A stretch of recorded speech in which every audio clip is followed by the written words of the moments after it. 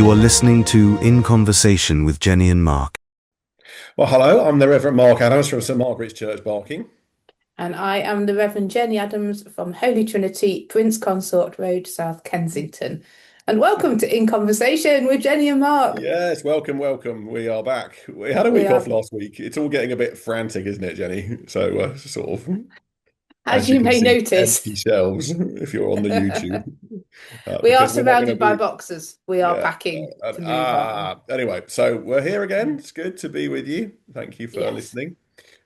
We are continuing through our journey through Lent with the story of the raising of Lazarus, which is quite a long reading, so we're going to break that up between us. So, anyway, here we go. So, do you want to read the first paragraph, Jenny? Yes, here we are. So what is it? 1 to 46, Well, it's 1 to 45, 45. 1 to Yeah. 45. Okay. Now, a certain man was ill, Lazarus of Bethany, the village of Mary and her sister Martha. Mary was the one who anointed the Lord with perfume and wiped his feet with her hair. Her brother Lazarus was ill. So the sisters sent a message to Jesus, Lord, he whom you love is ill. But when Jesus heard it, he said, This illness does not lead to death. Rather, it is for God's glory, so that the Son of God may be glorified through it. Accordingly, though Jesus loved Martha and her sister and Lazarus, after having heard that Lazarus was ill, he stayed for 2 days longer in the place where he was. Then after this, he said to the disciples, Let us go to Judea again. The disciples said to him, Rabbi, the Jews were just now trying to stone you, and are you going there again? Jesus answered, Are there not 12 hours of daylight? Those who walk during the day do not stumble, because they see the light of this world. But those who walk at night stumble, because the light is not in them. After saying this, he told them, Our friend Lazarus has fallen asleep, but I'm going there to awaken him. The disciples said to him, Lord, if he has fallen asleep, he'll be all right. Jesus, however, had been speaking about his death, but they thought that he was referring merely to sleep. Then Jesus told them plainly, Lazarus is dead. For your sake, I am glad I was not there, so that you may believe. But let us go to him. Thomas, who was called the twin, said to his fellow disciples, Let us also go, that we might die with him. So I wonder, should we just look at that paragraph and then we'll look at the next one? Actually, it might be a more fun way to deal with it, because otherwise we're just going to get swamped with it all, aren't we? So why don't we have a few brief thoughts about this and then we'll do the next two. Okay. Do you want to take it back off our screen? Yeah, okay, can do that. Okay. I am just going to grab a Bible then. So what are your thoughts? You've obviously got a thought. Oh, I love the human interaction in it. I love it. It's so good. It's just almost comical and yet so serious at the same time. It's like, uh, what do I mean? So yeah, we're waiting. We're not going. We're not going straight away. Which is, usually when you Yeah. hear something. I mean, I even this morning had to rush off to church because the burglar alarm was going off. Yeah. No, you should just stay. Yeah, You could you just just stay. stay. Yeah, just wait. I'm just gonna wait here. I love the sort of and then he does decide to go. They say, You're going back there. They're trying to kill you." And then he goes, Lazarus has fallen asleep. It's just like, and they go, "Oh, if he's asleep, he'll be fine then, won't he? He'll be all right." And they go, "Oh, it's actually it Lazarus relates." is Lazarus is dead. dead. He's dead. Okay, let's not beat around the bush anymore. I'm trying to. Although it's interesting, isn't it, that one of the things that struck me as you were reading it was um, that John has a theme, doesn't he, of people not seeing Jesus's metaphors. So we've had two examples of that actually in these Yeah. passages in Lent, because you've got Nicodemus being born again. What do you mean I've got to go back into my mother's womb a Yeah, second time? actually. And you've got the woman at the well who also says, "Yeah, if you give me this living Well, water, I'm going to also come the clear back to this disciples, well." when they were the disciples, weren't they? When they came back from the well, Yeah, um, there was yeah, something about bread, wasn't there, in the middle of that? So yeah, he yes, does have a bit of a yes. theme of nobody There does seem to be a bit of understanding. a theme that Jesus speaks in metaphors, and people just take them literally. I don't quite know what that's all about, really. I don't know. What do you think that's all about? Well, I think people still do it. I think people still take this teaching and try and make it very literal. Um, Very literal. Yes, very yes. literal, sorry. And with dangers in that, of course. Actually. Yeah. With dangers in that. Yeah, yeah. So I don't yeah, think that's some of the literal things that doesn't I. come in a scale, does it? It's like very literal. Um, Well, I suppose not. Yeah, I suppose it's a bit binary, but but yes, yeah, I actually really like um Thomas's answer. Let's go and I die know. with him. We'll off to die. Yeah, well, if he's going, we might as well. If he's going to die, we might as well go and die with him. The other bit that struck me, of course, that is this, and I have this isn't my thoughts, but obviously there's a lot of debate around who is Mm. the disciple who Jesus loved, Uh-huh. and traditionally this is ascribed to John, isn't it?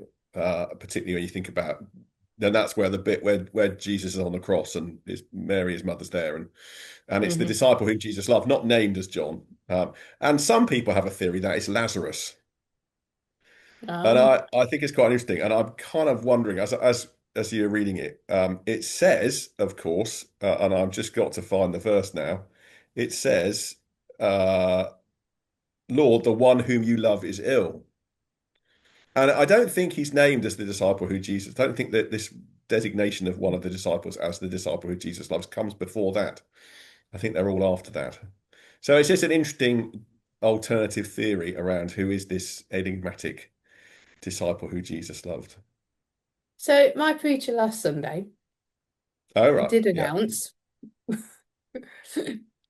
as fact that this was John of Jerusalem and not John of Galilee. Okay. What, the disciple who Jesus loved? Yes, Okay. Well, yes. okay. I did kind of, hmm. Well, I mean, you can't pronounce it as fact because we don't know because No. John, the writer of the evangelist, has decided not to tell us exactly who this is. What does that make? I don't know why that makes a particular difference. I don't know. I just think it's an interesting point of uh, to reflect on. Fair enough. Shall we move on? Yeah, sorry, probably not a particularly helpful thought, but anyway, there we are. No, we just rambled about that. Let's move on to the story. So, Okay, yeah, all right. Um, well, nonetheless, the one who you love is ill. So it's, Jesus does feel incredibly close, doesn't he, to this family, to Mary, Martha, and yes. Lazarus. They're very important people. Well, I think, Um, yeah. I mean, we've had interactions with them before, haven't we? So I yeah, think, we have. Yeah, they feature quite heavily, actually, don't they?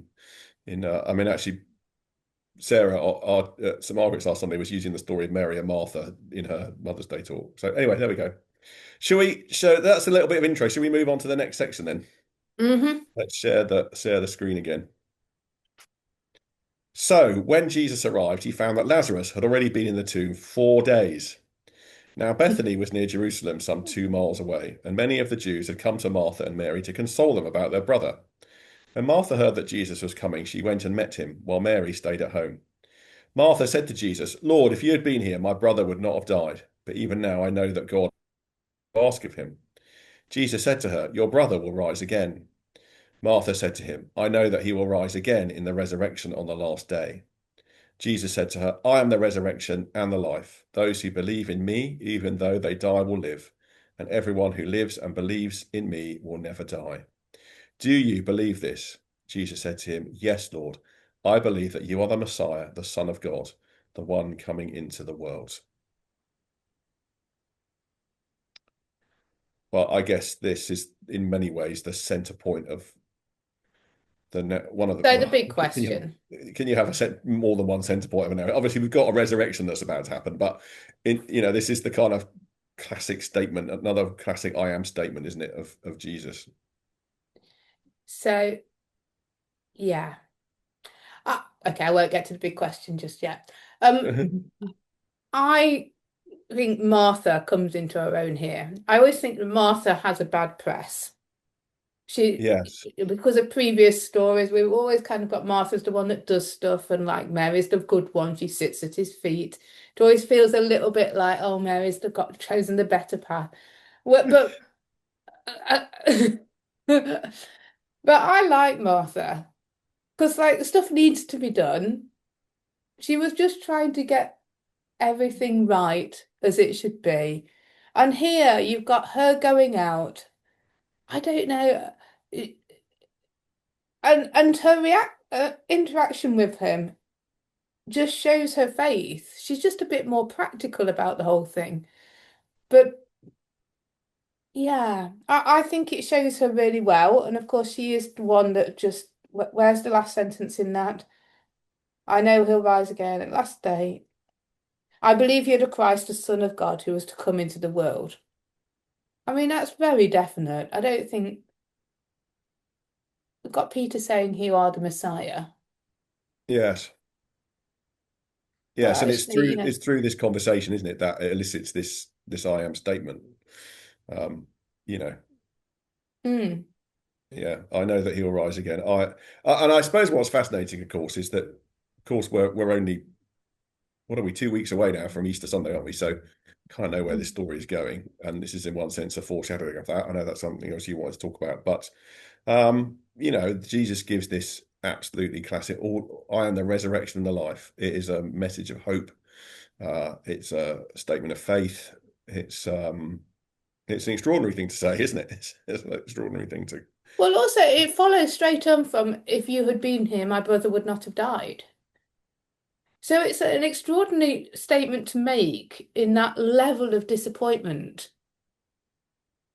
Yes, yes. There's a sort of faith and disappointment all rolled up together, isn't it? You could have Yeah, done something about this if you'd have come. Why didn't you but come? still, I'm going to make this announcement that you are, I'm going to Yes. proclaim that you are the Messiah, the one we've Yeah. been waiting for. Yeah, it's Yeah. an incredible statement to make in that kind of scenario, really. Yeah. So what's your big question? We're getting to it. Oh, or in the next section. I'll wait. Yeah. Okay, well, let's move on then. So I think it's your turn to read the next section. I'll just put it back on again.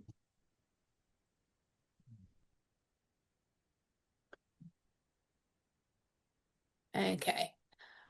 When she had said this, she went back and called her sister Mary and told her privately, "The teacher is here and is calling for you." And when she heard it, she got up quickly and went to him. Now Jesus had not yet come to the village, but was still at the place where Martha had met him. The Jews who were with her in the house, consoling her, saw Mary get up quickly and go out. They followed her because they thought that she was going to the tomb to weep there. When Mary came where Jesus was and saw him, she knelt at his feet and said to him, "Lord, if you had been here, my brother would not have died." When Jesus saw her weeping, and the Jews who came with her also weeping, he was greatly disturbed in spirit and deeply moved. He said, "Where have you laid him?" They said to him, "Lord, come and see."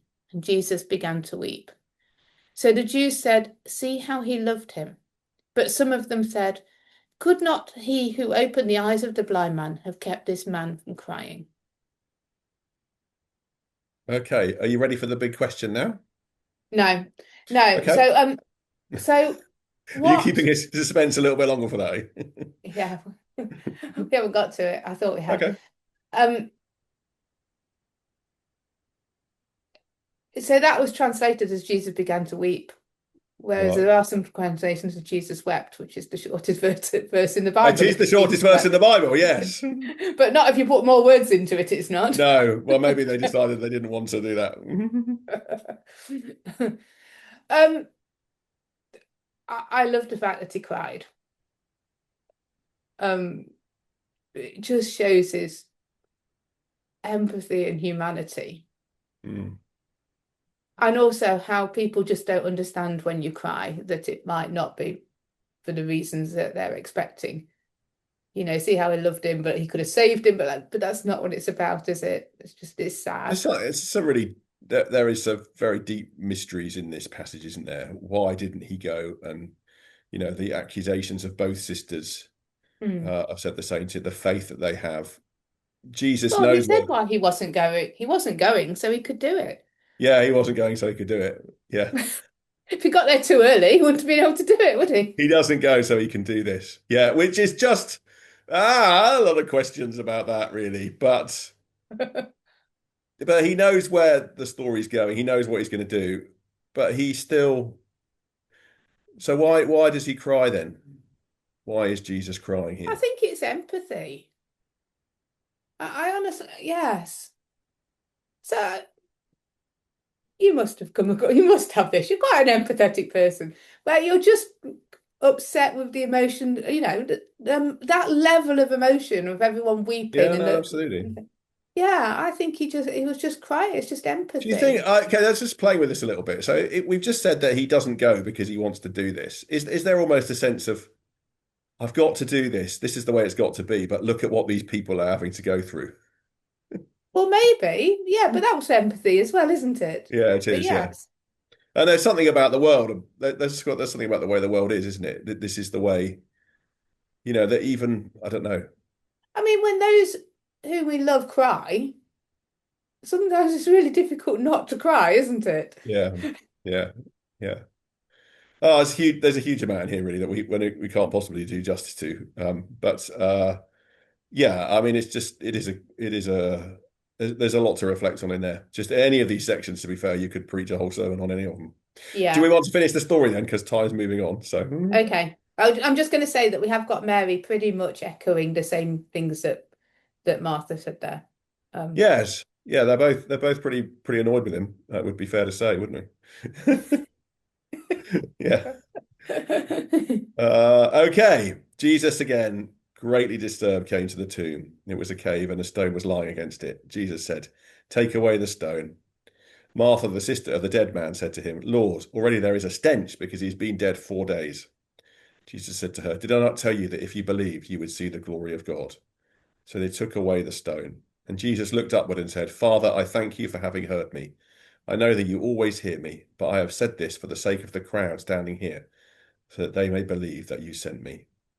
When he had said this, he cried with a loud voice, "Lazarus, come out." The dead man came out, his hands and feet bound with strips of cloth, and his face wrapped in a cloth. Jesus said to them, "Unbind him and let him go." Many of the Jews, therefore, who had come with Mary and seen what Jesus did, believed in him. It's fascinating, isn't it, as we were going through that? You've had all those passages about, oh, I'm going to give us a sign, give us a sign. And sort of, here it is. I can see you've got your hand up, which means you've got, I think, is this the big question? Drum roll. Did he stink? Ah, okay. Well, I think that the grave clothes might have been a bit smelly. Oh, you see, last time I asked you that, you were kind of so sure of the answer. And I said the big question is, did he sing a stink? I asked last year and you went, of course he did. He's been dead. It's like, Okay, well, if I were to modify my answer slightly, I'm guessing his body's just been resurrected, so that's probably all right. But his clothes are going to be a bit smelly, yeah. do you think resurrected bodies don't stink then? Well, I have no idea. It would seem to me Okay. a rather, it would seem to me a rather partial resurrection if he still was a bit smelly from being dead. Why is this the big question, Jenny, out of all this? Because it fascinates me. It never gets answered. Like, did he Okay. stink? Okay. Well, I've given you my best answer. It doesn't say. I mean, certainly. I mean, I love the bit. It's Martha again, isn't it? Very practical. It's gonna smell. It's gonna stink. Yeah, absolutely. And she's Yeah. not wrong. It's horrible Yeah. in there. There's a stench. It's gonna be And really I horrible. also think, and I'm sure I said this last year, it's the scariest day for Lazarus, isn't it? Because one minute you're there, look after my sisters. And the next minute you can hear Jesus's voice, but you're bound up, you can't see, you're in a cave. It's like that's gotta be a scary moment. Yeah, you think you might have a bit of PTSD from that, wouldn't you? Yeah. Need I, some I counselling. I don't think he's having a great day. I mean, he is because he's alive, but to be honest, he was dead, so he didn't know. So, so yes, I think that's a terrifying ordeal, to be honest. So we've reached the end of the story. Yes, What are you taking from this final section? it's a resurrection, but Yes, not the resurrection. but not the resurrection. So Lazarus is not walking around now. He dies again. Yes, but yes, I'm not sure I really see the point. Okay.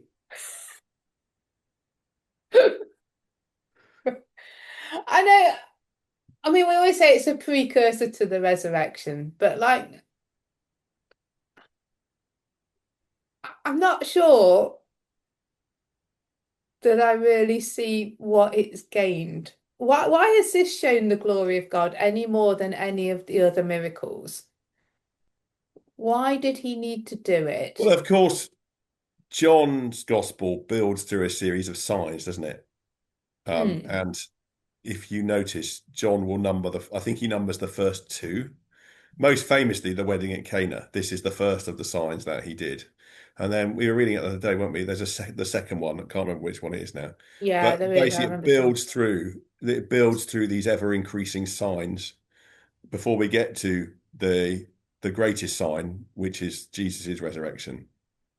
So I Okay. think they're not all numbered, but John kind of invites us to number them. So we're building up, obviously, to the climax of the whole story. So this is kind of I think it's an ever increasing crescendo of miracles that John then reflects on. So Okay, so yeah, that would make sense, assuming they did happen in this order. But yes, but it's the way John's written them. So I think that's, we can do with a narrative criticism. That's fine. yeah. Yeah, okay, that makes sense. So you start off with a bit of water made into wine. Yeah, The so I'd rest have to of them check back. And if healings. someone wanted to check back, you could check back. He numbers the second one, and then I think he stops. But we're Okay. invited. I think the idea being presumably that we're invited then to number them ourselves. And I think there are 7, 7 days of the week, completeness, all that kind of But that it's sort of thing. also, you're right, an increasing. An increasing crescendo of glory.